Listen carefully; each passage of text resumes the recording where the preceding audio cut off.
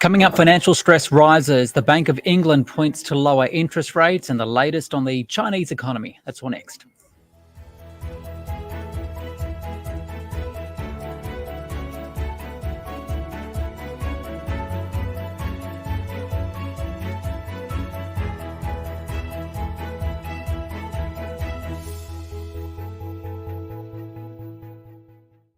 Hi everyone, this is your daily 10-minute business and finance news wrap for this Friday, the 10th of May 2024.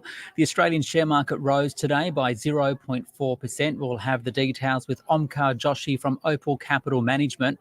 But first to financial stress. Levels have reached an 8-year high.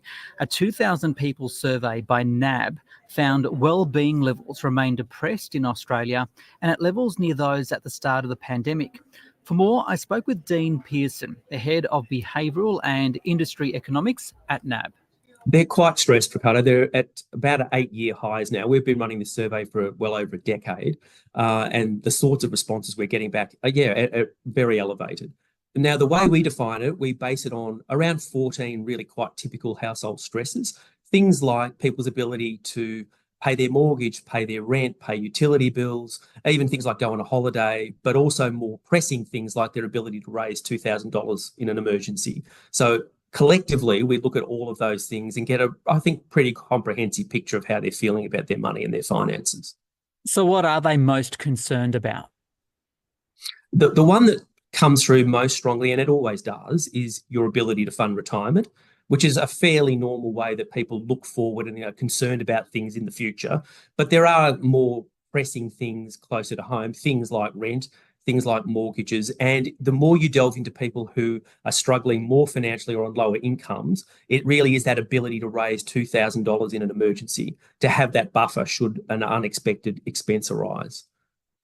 One of the key things that I found interesting in your report this time around was a question centred on what households intend to do with the extra money they get from the stage 3 tax cuts, which come into effect from July. So what can you tell me? What are they expecting to do and why do you think that is?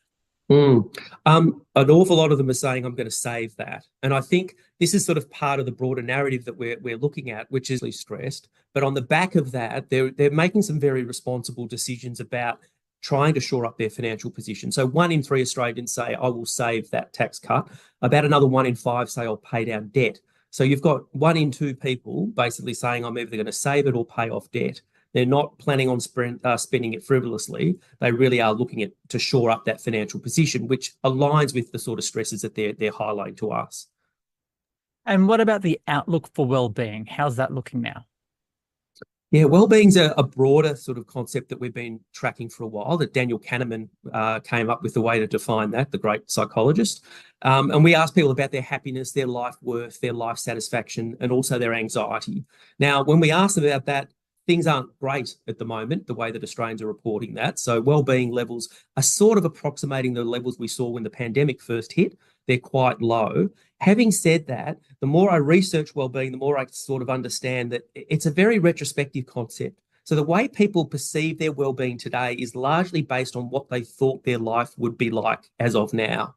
Now, I think people came through the pandemic quite resilient. Some weren't, but the vast majority of us came through quite well. And then we rolled into this cost of living crisis. And I think those two things collectively have impacted how people feel. But as I say, it's quite a retrospective way of looking at life. And there's some big positives coming through, not just in the behaviours and them building up savings, but as we look towards the latter part of the year, the economy's starting to improve. We might get some rate cuts later in the year or next year. We've got savings buffers building. So I think that wellbeing scenario can start to improve as we get through the year, hopefully, and people start to sort of get on top of their lives the way that they are at the moment. That's Dean Pearson there from NAB. Now, Market Day on the SBS On The Money podcast. Well, it was a relatively quiet day on the S&P ASX 200. It did close higher, up by 0.4%, 7,749 for the day's market action. I spoke with Omkar Joshi, the Chief Investment Officer at Opal Capital Management. Omkar, let's focus on interest rates. The Bank of England held rates at 5.25% but pointed to potential rate cuts. Sweden earlier in the week actually cut interest rates, so it's really an outlier. The US now seeing evidence of a weakening labour market overnight, but obviously the Reserve Bank of Australia left interest rates on hold this week but said, hey, we're not committed to a rate cut or a rate rise. So what's your take on global interest rates at the moment and the implications for investors? So I think where we are now is we've obviously seen rates go up a long way over the last few years. And I think at this point in time, we're probably in that period where interest rates are probably going to stay higher for longer and stay steady. So I don't see a sharp increase in rates from where they are now, but I also don't see a quick decline. Simple reason for that is the economy is still quite resilient. Unemployment's still pretty healthy, and overall the economy has been pretty good. For that reason, there's no real need to start to cut rates rapidly.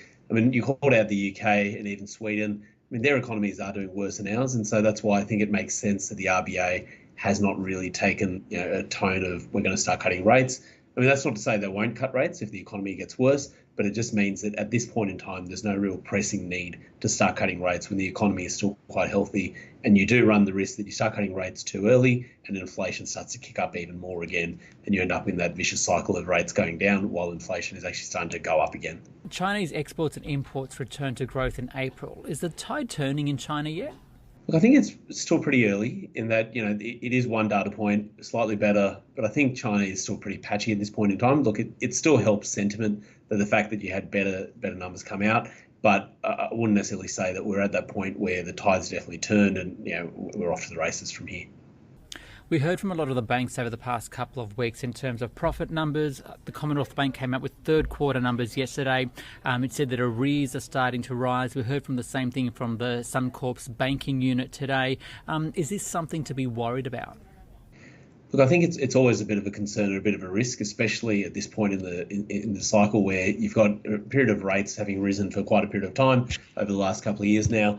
You've also had the fixed rate mortgages roll off. And so there are, inbuilt pressures that are in the system, but they haven't actually expressed themselves in terms of bad debts just yet. Obviously it makes sense given that mortgages and houses are the last thing that people look to offload. So it's definitely a risk.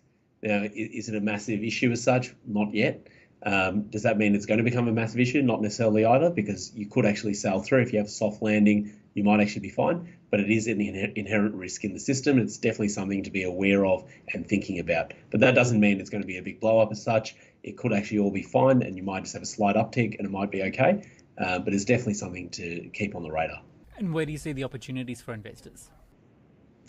So at the moment, I think it always pays to really be stock specific and look for the individual names that are doing well, individual sectors, as opposed to trying to necessarily just pick, just a blanket, this is the area you want to be in a particular sector it might be. I think it always makes sense to go down to the stocks, understand what you're buying and go about it that way, because there's always good opportunities, even in a whether the market's going up, down or sideways, there's always some good stocks everywhere.